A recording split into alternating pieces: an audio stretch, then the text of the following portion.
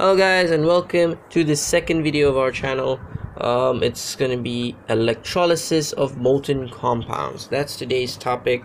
This is going to be a two-part video because we have electrolysis of molten compound and electrolysis of aqueous compounds. So that's going to be two parts.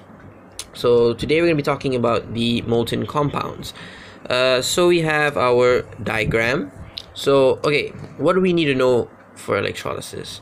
So we need to know how to draw the diagram. This is for IGCSE, so we need to know for how to draw a diagram.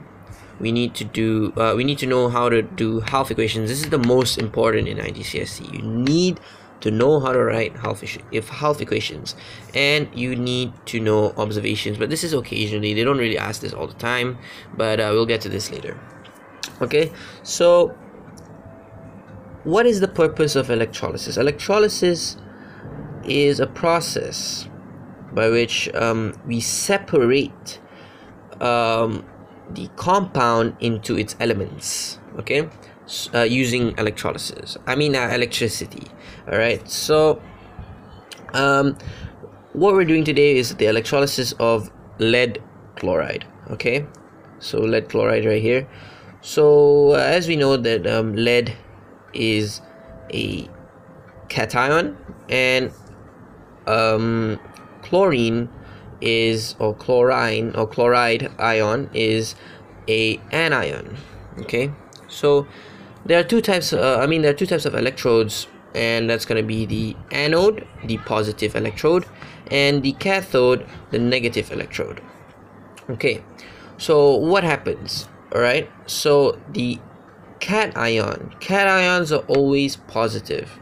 So cation, just gonna write here, cations always positive, so they carry a positive charge. Okay, so they will definitely get attracted to the cathode because cathodes are negatively charged. So again, the opposites attract. Okay, so the lead will be attracted, so it will be, the liquid itself is going to be separated because of the electricity. So the lead will go to the cathode, and the chlorine or chlorine, or however you say it, goes to the anode because of negative the opposites attract rule. So the positive will go to the negative cathode, and the negative will go to the positive anode. So now what happens when it goes there? Right, so lead, oh yeah, let me just write here that the anions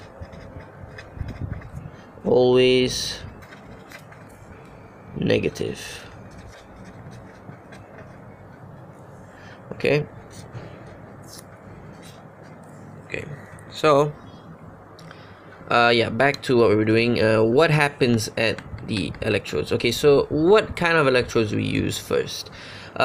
Usually we would use inert electrodes. Example would be graphite or anything inert. Okay, that would be the electrode. So graphite, we use carbon, but carbon's not inert, but that will be in a different part of electrolysis. But we use that as graphite, as electrodes as well, but in this case we are using graphite.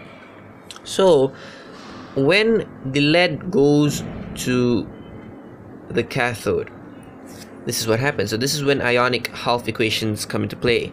So lead has a 2+ charge, okay, and 2 electrons from the electrode, as you can see, the battery. So the negative terminal will release electrons into the cathode, and the cathode will send electrons to the lead.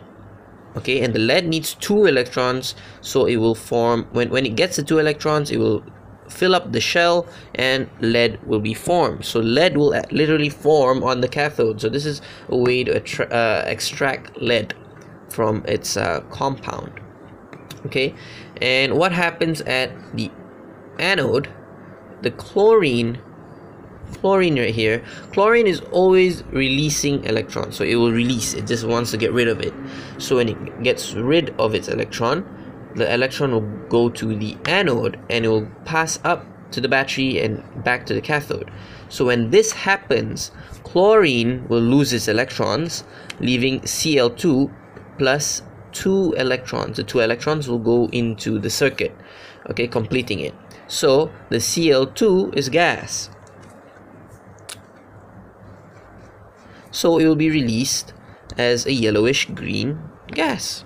So this is the observation when we are doing this electrolysis. We can see yellowish green gas bubbles just bubbling out of the liquid. So right, so that's pretty much the basics of this. All right, so okay, now let's just get into depth of ionic half equations. So ionic half equations for the anode will always look something like this. It will have 1 on this side, and we'll have an arrow. We'll have the gas, because it's always a gas. Well, most of the time it's just a gas that releases at the anode, okay? And when a gas is released, gas will always want to give out electrons, so it will have 2 electrons as another product of this part of the equation, okay? And then we have lead. Lead will want electrons because it wants to fill up its shell, so it will take the electrons and form the lead. So this is why the equation looks like this, because it wants, so it takes in. So you see, why don't we just put 2Cl minus 2 electrons? Because either way we need a minus electrons, but in chemistry it's technically wrong. I mean, some people say it's right, but it's like in IGCSE they don't allow that. It's best for you to put electrons here. We can only add electrons according to IGCSE syllabus. We can only add electrons, so it's just best to move it here and leave it on this side as positive, okay? So that's just half equations. All right, so observations are what you can see, or what is visual, or visual things that happen. So what can you physically see? Can you see solids, or some sort of bits of powder or something forming on the bottom? So those are all observations. What can you see in this reaction? So here we can see greenish yellow gas, because that's the chlorine.